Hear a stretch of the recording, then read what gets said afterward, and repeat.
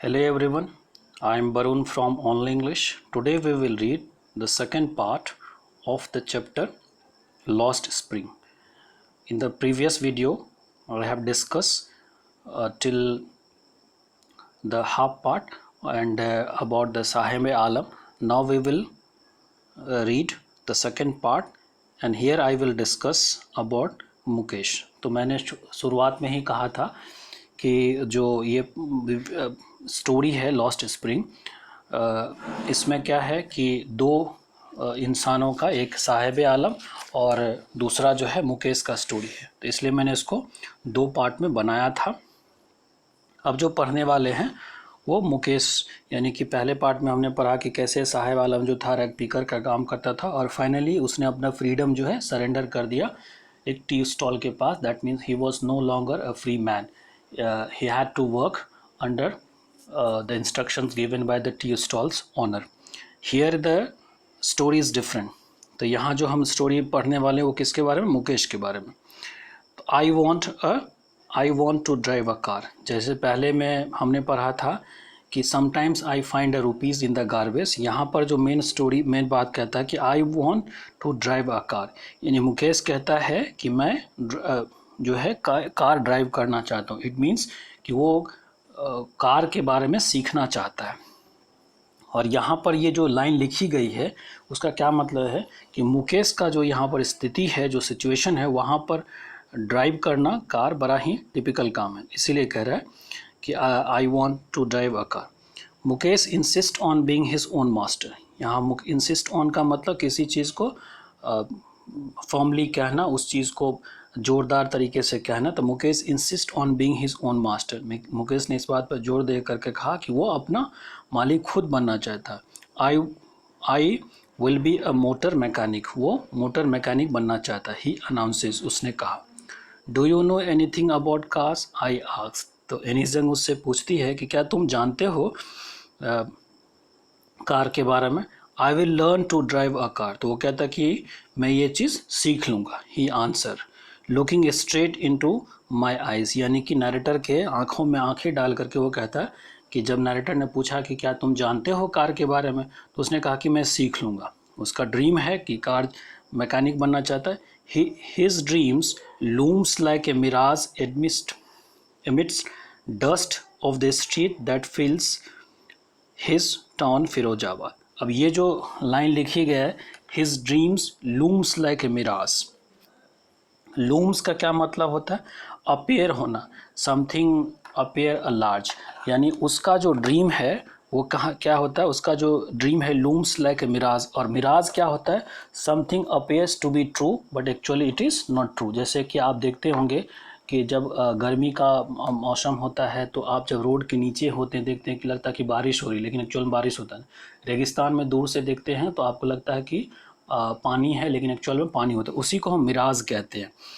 तो ये जो मिराज तो इसीलिए कहते हैं कि उसका जो ड्रीम्स है वो looms like a mirage. Looms का मतलब अपेयर होना था. Amidst the dust of street that fills his town Firozabad. यानी उसका जो शहर है फिरोजाबाद जो कि पूरा डस्ट से भरा हुआ है, यानी कि पूरा एक तरह से हम कह सकते हैं अच्छा जगह नहीं है, वहाँ पर उसका जो ड्रीम है वो एक मिराज की तरफ है. और ये फिरोजाबाद किस लिए फेमस है? Famous for its bangle.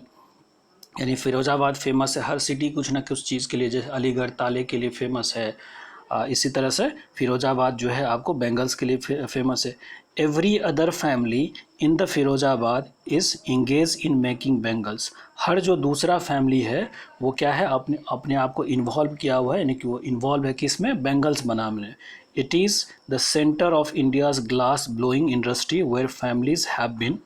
ये जो है सेंटर है, यानी कि एक कह सकते हैं केंद्र है इंडिया का, जहाँ पर कि ग्लास को ब्लो करके और जो सामान बनाया जाता है. तो इसीलिए कहते it is a centre for India's glass blowing industry where family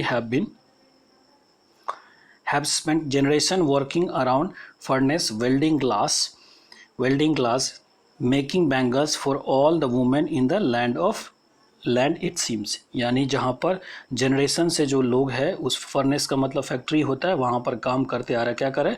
welding glasses, यानी ग्लास को वेल्ड करता रहे. मेकिंग बैंगल बनाते for all womens in the land it seems, यानी पूरा जो ये शहर है वहाँ पर जितने सारे वुमेन है उस तरह से। Mukesh family is among them, अब उसमें मुकेश का भी एक फैमिली है जो कि उसमें से एक है। None of them know that is it is illegal for children like him to work in the glass furnace with a high temperature, यानी कोई नहीं जानता है कि जो ये जो फर्नेस है जहाँ पर इतना टेम्परेचर है वहाँ पर काम करना इलीगल है। इन द डिंजी सेल, अब ये जो डिंजी सेल का क्या मतलब, डिंजी का मतलब होता है a packed and often also dirty, यानी कि छोटा सा डार्क कलर का जो रूम होता है उसको कहते हैं the dingy cells without air, जहाँ पे कोई भी एयर नहीं आता है ना लाइट है। That law if it enforce, अगर इस लॉ जो पास है उसको अगर इन्फोर्स किया जाए तो कुड गेट हिम ऑल दो 20 children out of the hot furnace where they slog their day lights hour, यानी उन सारे चिल्ड्रेन को वहाँ से बाहर निकाल लिया जाएगा जो कि अपना पूरा जो दिन है उस यहाँ जो है ना slog their day lights hour, जो अपना पूरा दिन या कह सकते पूरा समय जो है उस छोटे से जगह पे गुजार लेता है। And often losing their brightness of their eyes, और अपना जो है आँख खो देता है, यानी कि अंधेरे में काम करते करते अपना आँख का रोशनी खो देता है। Mukesh eyes beams as he volunteer to take me home, यानी मुकेश के आंखों में चमक है एज ही वॉलंटीज, यानी कि उसने अपने मन से ही नरेटर को कहाँ ले गया, take me home which he proudly says is being rebuilt, जो मुकेश उसको अपने घर पे ले गया और जो प्राउडली कहता है मुकेश कि उसने फिर से रीबिल्ड यानी कि फिर से बनाया है, being rebuild.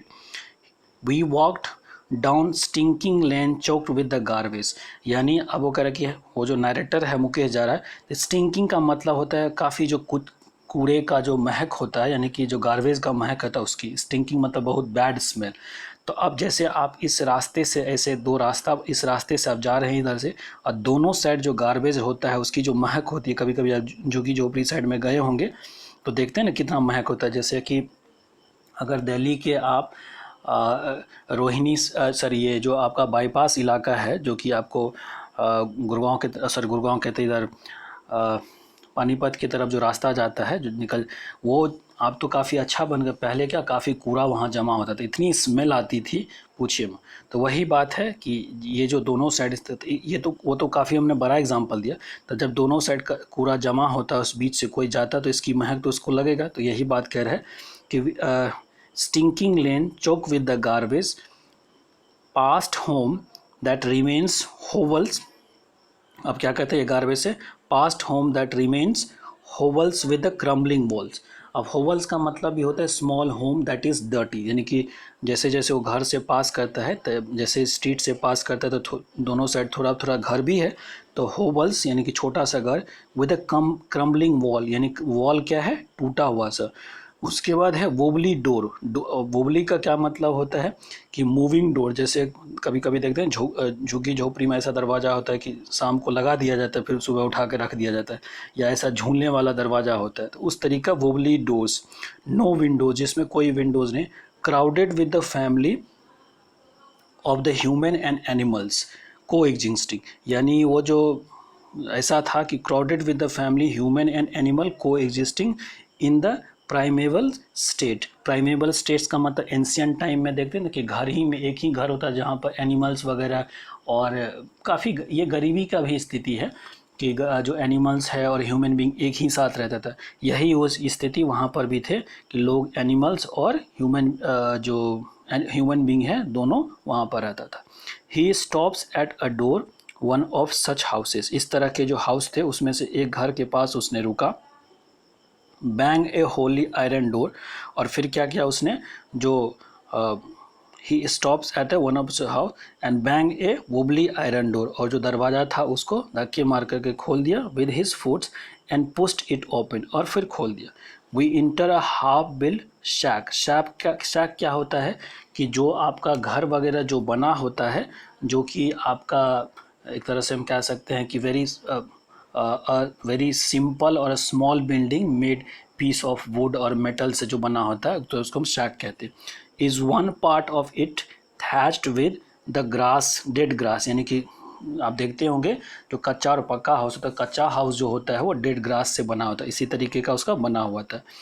It is a firewood stove which sit a large vessel. और फिर उस घर में क्या देता है कि एक फायरवुड स्टोव है, यानी कि एक तरह से हम कह सकते हैं खाना बनाने के लिए जो फायरवुड स्टोव है वो जल रहा है। ठीक, फायरवुड स्टोव, हाँ, एक firewood stove over which sits a large vessel, यानी कि एक जो फायरवुड स्टोव है वहाँ पर क्या एक बड़ा सा बर्तन रखा हुआ है। Of A sizzling spinach leaves, और उसमें सिजलिंग का मतलब होता है जब पानी खौलने लगता है तो उसमें एक जो स्पिनिच है वो खौल रहा है। On the ground is a large aluminium platter. Platter का मतलब होता है जो एक तरह से हम पतरी कह सकते हैं जिसमें खाना खाते हैं, तो एल्युमिनियम का जैसे देखते हैं ना कि अक्सर जो आप देखते हैं कि जब कभी भी कोई कहीं पर काफ़ी लोगों को खिलाया जाता है तो इस तरह के एल्युमिनियम के लिए जो प्लेटर होते हैं वो ख़रीद के लाया जाता है, तो उसी तरह का एल्युमिनियम प्लेटर था जिसमें कि और भी सब्जी काट करके रखा हुआ था। ठीक, or more chop vegetables.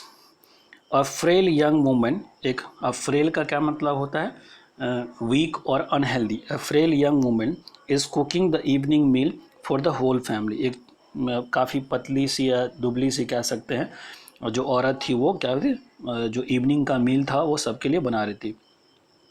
Through the eyes fill with the smokes she smiles, और उसके आंखों में पूरा स्मोक्स था, वो हंस देख करके हंसी। She is a wife of Mukesh Elder brother, और वो क्या थी कि मुकेश के जो एल्डर ब्रदर है उसकी वो वाइफ है। ठीक, not much older in the years she has began to command respect as a bahu, यानी एज में काफ़ी बड़ी नहीं है लेकिन एज ए बहू के तरफ, जैसे बहू क्या था घर की जो बहू होती, तो as a daughter in law of the house, यानी अब वो जितने सारे बड़े थे उसको को रिस्पेक्ट करना शुरू कर दी थी। Already in charge of 3 man, अब her husband, Mukesh and their father, यानी जो वो मुकेश के की जो भाभी थी वो क्या थी, जो इंसान थे उसका देखभाल करती थी। किसका, मुकेश का, मुकेश के भाई का जो उसके हस्बैंड थे और उसके फादर का। When the older man, Mukesh father, when the older man enters she gently withdraw behind the broken walls and brings her veil closer to her face. जब भी कोई बड़ा जो घर में आता था तो वो क्या करती, जो दीवार था पीछे वाला टूटा हुआ दीवार उसके पीछे चली जाती थी और अपना व्हील का मतलब क्या होता है, घूंघट, जो अपना घूंघट था अपने सर को उससे छुपा ली थी। As custom demand, as custom demand daughter in law must veil their face before male enters. ये जो है रीति है, रिवाज है कि जब भी कोई बड़ा घर में आता है तो जो डॉटर इन लॉ होगा वो क्या करेगा, अपने सर को झुका लेगा। In this case the elder is an impoverished. अब ये जो इस केस में जो एल्डर हैं वो क्या है, जो मुकेश के फादर हैं वो हैं, तो वो क्या है, इम्प्रोविस्ट। इम्प्रोविस्ट का मतलब होता है बड़ी पुअर, बहुत ही गरीब, बैंगल मेकर, यानी उसके फादर काफ़ी गरीब थे। Despite long years of hard labour, यानी काफ़ी लंबे समय तक काम करने के बावजूद, फर्स्ट एज ए टेलर, पहले टेलर की तरह काम, एज ए टेलर की तरह काम किया, then as a bangle maker, फिर बैंगल मेकर के काम किया। He fail to renovate his house, उसने अपने घर को रिनोवेट नहीं कर पाया।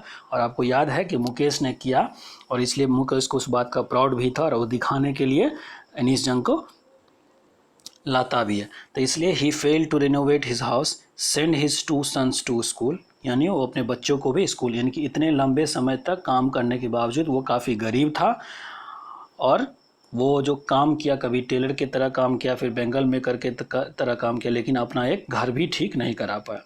All he has manage to do is teach them what he knows. बस उसने क्या किया, जो वो जानता था bangle making, the art of bangle, वो उसने अपने बेटे को सिखा दिया। It is his karma, it is his karma his destiny. Destiny का मतलब क्या होता है, something that will fall in future. तो ये कह रहा है कि ये इसका भाग्य है, मान एक तरह से हम डेस्टिनी मतलब भाग्य कह सकते हैं। इट इज़ हिज कर्म destiny says Mukesh grand mother, यानी उसकी दादी कहती है कि ये इसका भाग्य है। Who has watch her own husband go blind, जो कि खुद से देख चुकी थी कि यानी मुकेश के दादाजी खुद ब्लाइंड हो चुके थे इस बेंगल फैक्ट्री में काम करते करते। With the dust of polishing the glass of the bangles, यानी उस ग्लास के जो बेंगल्स के जो डस्ट थे उससे उसका भी आँख खराब हो चुका था। Can a god given lineage ever be broken, she implies. अब ये जो लाइन है कि can a God given lineage, यानी भगवान का द्वारा दिया हुआ, लिनेज का मतलब एक तरह से हम लिनियज कहते हैं कि ये वंशों से चली आ रही जो, तो वो क्या कहती है, ever be broken she implies. और इम्प्लाइज का मतलब होता है डायरेक्टली ना करके कह करके कम्युनिकेट एन आइडिया और feeling without saying it directly. तो कहते हैं ना कि जब कहते हैं हमारे पास इतनी समस्या है, क्या ये समस्या टूट पाएगा, तो आप डायरेक्टली किसी को नहीं कह करके अपने मन की बात जो कहते हैं। तो can a God given lineage, ये जो वंशों से चली आ रही पुराने जो ये समस्या है कि हर कोई इस यहाँ पर काम कर रहा है, एवर बी ब्रोकन, कभी टूट सकता है, she implies. Born in the caste of the bangle maker, यानी कि बेंगल मेकर के कास्ट में पैदा लेने से they have seen nothing but bangles, यानी कि बेंगल्स के अलावा उस लोगों ने कुछ भी नहीं देखा। इन हाउस इन यार्ड, यानी घर में भी, यार्ड में भी जो खलियान होता है। इन एवरी अदर हाउस, हर दूसरे हाउस में। इन एवरी अदर यार्ड, दूसरे यार्ड में। एवरी स्ट्रीट इन फिरोजाबाद, यानी हर जगह उन लोगों को बेंगल्स ही दिखाई दे। Spiral of bangles sunny gold, अब ये बेंगल्स का कलर दे दिया है कि स्पाइरल ऑफ बेंगल्स, यानी बेंगल्स का हम एक तरह से कह सकते हैं झुंड कह सकते हैं, या फिर एक तरह से तो spiral of bangles sunny gold, paddy green, royal blue, pink, purples, every colour born out of the 7 colours of the rainbow, यानी कि जितना सारा कलर बनता है उससे इस तरह का कलर बेंगल ही उन लोगों ने देखा था। Lies in mounds in the unkept yard, mound का मतलब होता है पाइल, यानी कि भी, यानी कि एक तरह से जमा होकर के जो झुंड सा बन जाता है उसको हम कहते हैं। लाइल in the मॉन्ड्स in uncapped yard, और pile on the 4 wheel hand cart, यानी अनकेप्ट यार्ड, यानी कि जो बिना घेरा हुआ था यार्ड था, वहाँ पर भी बेंगल ही दिखते था। फिर यह जो हैंड कार्ट होता था, हैंड कार्ट का मतलब जो खींचने वाला होता ना, एक तरह से बना हुआ होता है खींचने वाला, उस पे जो है push by the young man along the narrow lane in the शेंटी town. अब ये शेंटी टाउन का एक चीज़ बता देते कि कभी कभी आपको शेंटी और टाउन अलग अलग मिलेगा। तो शेंटी का मतलब होता है छोटा सा, एक तरह से हम कह सकते हैं कि स्ट्रीट या जगह कह सकते हैं। लेकिन जब शेंटी टाउन एक साथ लिखा होता है तो इसका मतलब होता है कि एरिया टाइप से, यानी कि N area in or on a edge of the city in which the poor people live. तो वही शेंटी टाउन जो है यहाँ पर मेंशन किया है कि हर जगह उन लोगों को कहाँ क्या मिलता था, अनकेप्ट यार्ड में या हर कति गली में, या फिर हर जगह क्या मिलता था, बेंगल ही मिलता था, चाहे उसके गाड़ी पे चाहे हर जगह पे, सेंटी टाउन और जो वो जगह था वहाँ पर। And in the dark hutments, अब ये डार्क हट्समेंट्स का मतलब होता है बहुत सारा हट्स, तो हट का मतलब जानते हैं झोपड़ी। Next to the line the flame of flickering oil lamps, तो फिर क्या देखती है कि जो एक तरह से जो लैंप जलते रहता है थोड़ी सी, जैसे उसमें जो फ्लिकर का मतलब क्या होता है, जो कंटिन्यू नहीं होता है फ्लेम, एक तरह से फरफराना भी कह सकते हैं। तो flickering oil lamp, sit boy and girls with their fathers and mother, क्या देखती है कि एक घर में जो है लैंप जल रहा है और वो फ्लिकर हो रहा है, और उसमें क्या है, उस एक जो बॉयज़ है गर्ल्स है वो बैठी हुई किसके साथ, अपने मदर और फादर के साथ। Welding pieces of colour glass into circle of Bengal, यानी क्या कर रहा है, वेल्ड कर रहा है, यानी बना रहा है ग्लासेस को as a bangles. Their eyes are more adjusted to the dark than the light of outside, यानी उसका आँख जो है बाहर के लाइट से ज़्यादा एडजस्ट हो चुका था अंदर का जो अंधेरा था उससे। And that is why they often end up losing their eye sight before they become adult, और इसीलिए जब तक वो बड़ा होता तब तक उसका आँख जो है वो ख़त्म हो जाता था। Savita a young girl in the drab pink dress, Savita जो है एक यंग गर्ल, ड्रैप मतलब एक तरह से हम बोरिंग कह सकते हैं। So drab pink dress, sit along an elderly woman, एक एल्डरली वुमन यानी कि एल्डरली वुमन के साथ बैठी हुई है। सोल्डरिंग पीसेस ऑफ ग्लासेस, यानी उस ग्लासेस को सोल्डरिंग करी यानी कि चिपका रही है। As her hands move mechanically like a tong of machines, और उसका जो हैंड है जैसे मशीन्स का जो टोंग होता है, टोंग का मतलब होता है उसकी जो चिमटे होते हैं, उस तरीके से मूव कर रहा था।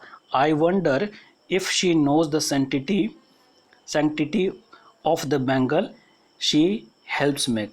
अब वो नरेटर सोचती है, उसको आश्चर्य लगता है, क्या वो जानती है इस चीज़ की पवित्रता। सैंक्टिटी का मतलब पवित्रता होता है इस बैंगल का। It symbolise the Indian women सुहाग ऑस्पिशियसनेस इन द मैरिज, यानी कि ये इंडियन वुमेन के सुहाग का निशानी है। ऑस्पिशियस का मतलब ही पवित्रता ही होता है मैरिज में, यानी मैरिज में इसकी क्या पवित्रता है, क्या इंपॉर्टेंस है। It will drawn on her suddenly one day when her head is draped with a red veil, her hand dyed red henna and red bangle roll on her wrist। तब कहता है कि एक व्हील क्या होगा, suddenly अचानक से पता चलेगा। इट विल डॉन, और अब ये जो डॉन ऑन हर होता है, डॉन ऑन का मतलब होता है सडनली जब आप कि कोई कपड़ा या चीज़ किसी को ढक देते हैं इस तरीके से। It will drawn on her suddenly, यानी एक दिन उसके सर पे क्या होगा, घूंघट होगा। Head is drape with the veil, मतलब कि घूंघट होगा। उसका जो हैंड होगा वो क्या होगा, हीना यानी कि मेहंदी जिसको कहते हैं, उसके मेहंदी से रेड हो जाएगा। उसके हाथों में क्या होगा, bangle roll on into her wrist, उसके हाथों में जो होगा रिस्ट में बैंगल होगा। And she will then become a bride, और तब क्या होगी, वो एक दुल्हन हो जाएगी। Like the old women besides her who became one many years ago, यानी कि उसी तरीके से जैसे कि उनके बगल में जो औरत बैठी हुई जो बहुत पहले बनी थी दुल्हन। She still has a bangles on her wrist, यानी उसके हाथ में अभी भी जो है बैंगल्स है, इसका मतलब कि वो उसके हस्बैंड जिंदा है। But no light in her eyes, लेकिन उसके आँखों में अभी रोशनी नहीं है। एक वक्त शेर भर खाना भी नहीं खाया। तब वो औरत कहती है कि एक वक्त शेर भर खाना भी नहीं खाया। She says in a voice drain of a joy, यानी जब वो कहती है तो उसकी वॉइस में कोई भी जॉय नहीं होता, बड़ा मन दुखी मन से कहती है कि she has not enjoy even one full meal in her entire life, यानी कि she has not enjoy even a full meal in her entire life, यानी पूरे लाइफ में एक कहते हैं ना पूरे भर मन भोजन करना वो नहीं की थी। That's what she has reaped, यानी अपने इतने मेहनत करने यही उसने बोया है। रिप का मतलब क्या होता है, यानी कि आप जो मेहनत करते हैं उससे जो कुछ मिलता है, तो दैट शी हैज़ रिप्ड, यही उसने बोया है। Her husband an old man with a flowing beard says, अब उसका जो हस्बैंड है जिसका कि बियर्ड फ्लोइंग, बियर्ड का मतलब फ्लोइंग का मतलब झूलना, जो उसका बियर्ड जो ऐसे ऐसे झूल रहा है, says. I know nothing except bangles, मैं बेंगल्स बनाने के अलावा कुछ नहीं जानता हूँ। All I have done is to make a house for the family to live in, बस मैंने एक ही काम किया कि एक घर बना दिया, जैसे मुकेश के पिताजी नहीं बनाए थे, ये इंसान बना दिया है। हियरिंग हिम, यानी अब उनको इस इंसान को देख करके कोई कह सकता है, one wonders he has achieved what many have failed in their lifetime, यानी इन्होंने वो चीज़ अचीव किया है जो अपने पूरे जीवन में बहुत सारे लोग नहीं कर पाते। he has a roof over his head, यानी कि उसके घर पे उसके सर पे एक छत है। the cry of not having money to do nothing except carry off the business of making bangles, यानी बस इस चीज़ ये रोना इस चीज़ का है कि उन लोग के पास कुछ भी नहीं है, पैसे नहीं हैं, इसलिए जो बैंगल्स का काम है वही लोग करते हैं। Not even enough to eat, यानी इतना भी नहीं है कि वो खा सके। रिंग्स इन एवरी होम, और इसीलिए हर जगह ये चीज़ हर घर में है ये। The young man echo the lament of their elders, यानी एल्डर जो बता रहा है ये बातें कि उनको कुछ नहीं आता है क्योंकि पैसे भी नहीं, दूसरा काम भी नहीं करता, तो जो यंग उसके साथ साथ हैं जो यंग मैन वगैरह है, इस बात में वो क्या कहते हैं इको, उसी बात को वो लोग भी दोहराते हैं। लेमेंट का क्या मतलब होता है, express something in a sadness, तो वो भी इस चीज़ को दोहरा रहा है। Little has move with the time, समय के साथ कुछ भी नहीं बदला। लिटिल हैज़ मूव का लिटिल का मतलब ना के बराबर। It seems in the Firozabad, years of mind-numbing toil have killed all initiative and the ability to dream. यानी ऐसा लगता है फिरोजाबाद में कि years of mind-numbing टॉयल का मतलब होता है हार्ड वर्क, यानी लंबे समय तक हार्ड वर्क करने के कारण अब माइंड नमिंग का मतलब क्या होता है, ऐसा काम जो आपके दिमाग को ही ख़त्म कर दे। तो years of mind numbing toil have kill all initiative, यानी लोगों का जो कुछ कर सके, नया कर सके, नई डिसीजन ले सके, इस चीज़ को ख़त्म कर दे। Initiative and ability to dream, यानी कि वो नया कुछ सोच भी नहीं सकता। Why not organise yourself into cooperative, I ask a group of young man. मैंने पूछा कि तुम लोग एक अपने आप को कोऑपरेटिव क्यों नहीं बनाते।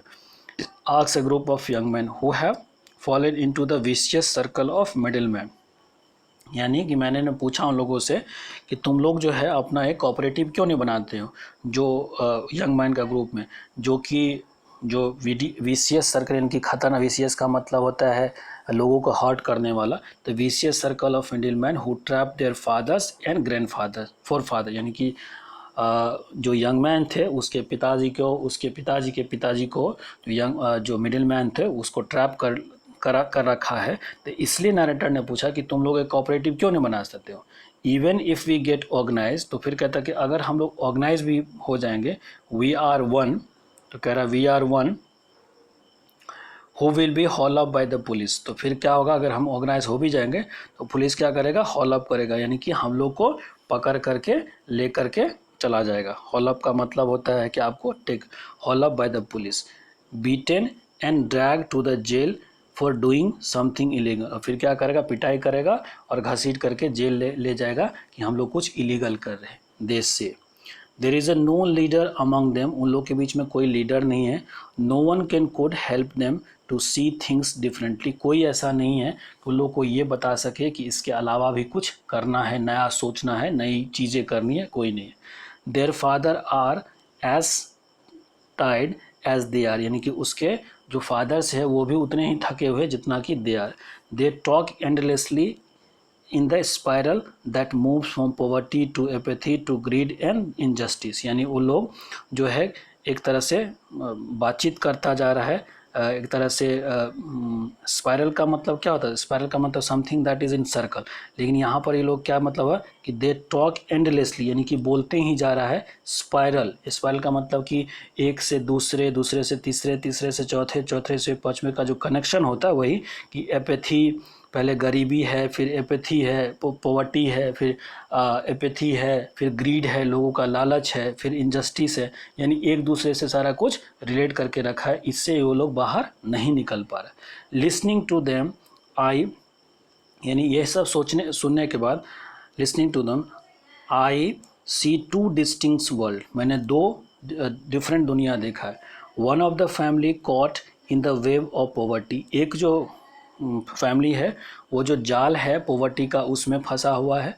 Burden by the stigma of caste in which they are born, और फिर क्या है, उसके सर पे बोझ है, यानी कि एक तरह से बर्डन, ऐसा कि स्टिग्मा मतलब कलंक होता है, तो ये माने कि बर्डन बाय द स्टिग्मा, की एक तरह से कलंक का टीका है कि जिस कास्ट में पैदा लिया है तो वही काम करेगा, stigma they born. The other vicious circle of the साहूकार, और जो दूसरा जो विशियस सर्कल है वो क्या है, अदर विशियस सर्कल ऑफ साहूकार, middle man, police man, the keeper of the law, the bureaucrats and the politician, यानी कि दूसरा दुनिया देखा, एक इंसान फंसा हुआ है, दूसरा इन लोग को फंसाने वाला है। टुगेदर दे हैव इम्पोज, यानी ये सारे लोगों ने मिल करके क्या किया है, they have impose the baggage on the child that he cannot put down, यानी ये सब सारे ने मिल करके क्या किया है, उसके ऊपर इतना बड़ा बोझा डाल दिया, बैगेज का मतलब बोझा, that he cannot put down, जो कि वो नीचे नहीं रख सकता। Before he aware he accept it as naturally as his father, जब तक उस बात से वो अवेयर होता है कि ये गलत है, हम लोग के साथ गलत किया है, तब तक तो वो एक्सेप्ट कर लेता है जैसे कि उसके फादर ने कर लिया है। To do anything else would mean to dare, यानी इसके अलावा कुछ करना मतलब हुआ कि चैलेंज करना, जो रूल बना दिया गया वहाँ पर। And daring is not a part of his growing up, यानी ये जो हिम्मत वाली बात है, यानी कि हट करके कुछ काम करने वाली जो बात है, वो उसके लाइफस्टाइल में, उसके परवरिश में ये चीज़ नहीं हुआ है। When I sense the flash of it in the Mukesh I am chair, जब मैं ये बात मुकेश के आंखों में देखा, यानी कि उसके सेंस को समझा कि वो कुछ और करना चाहता है, मैं बड़ा खुश था। I want to be a motor mechanic, फिर से मुकेश कहता है, ही रिपीट्स, फिर से मुकेश कहता है यही बात वहाँ ने कहा कि I want to a motor mechanic, he repeats. He will go to garage and learn, वो गैरेज जाएगा, लर्न वहाँ पर सीखेगा। But the garage is no is a long away from his home, लेकिन गैरेज जो है उसके घर से काफ़ी दूर है। ठीक, आई विल वॉक, तो कहता है कि मैं वहाँ पर पैदल जाऊँगा। ही इंसिस्ट, फिर से वो जोर दे के कहता है, do you also dream of flying plane, तो वो कहता है क्या क्या तुम कभी जहाज़ उड़ाने का, यानी कि फ़्लाइट उड़ाने का भी, प्लेन उड़ाने का भी कभी सपना देखते हो या इस तरह से सोचते हो। ही इज़ सडनली साइलेंट, वो साइलेंट हो जाता है। No, he says staring at the ground, यानी ज़मीन को देखते हुए, मतलब कि ज़मीन को घूरते, इन ए स्मॉल मर्मर, यानी कि थोड़ा सा आवाज़ में कहता है, there is an embarrassment that has not yet turn in to the regret, यानी जब उसने कहा कि मैं मोटर मैकेनिक बनना चाहता हूँ, तो इस बात से उसको शर्मिंदगी होता है, लेकिन उसके लिए वो पछता नहीं रहा है, क्योंकि उस जिस जगह पे रह रहा है उस जगह पे इस तरह की बातें सोचना, तो इसीलिए कह रहा है कि in this small murmur there is an embarrassment, उसके चेहरे पे थोड़ा सा एम्बैरेसमेंट है, लेकिन वो एम्बैरेसमेंट जो है रिग्रेट में कि मैंने क्या कह दिया, ये इसमें पछतावा नहीं है उसको इस बात का।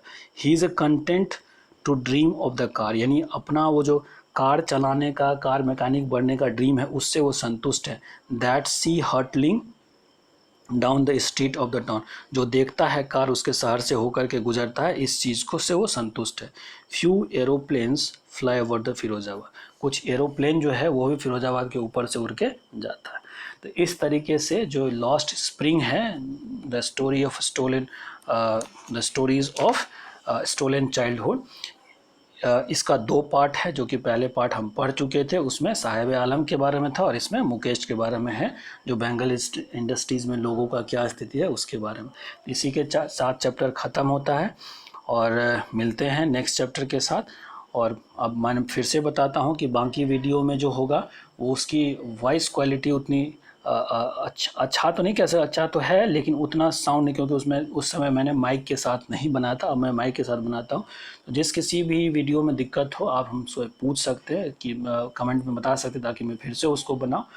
और अगर आपको वीडियो पसंद आता है तो आप इसको लाइक करें, शेयर करें। मिलते हैं नेक्स्ट वीडियो के साथ। Till the time, have a good day.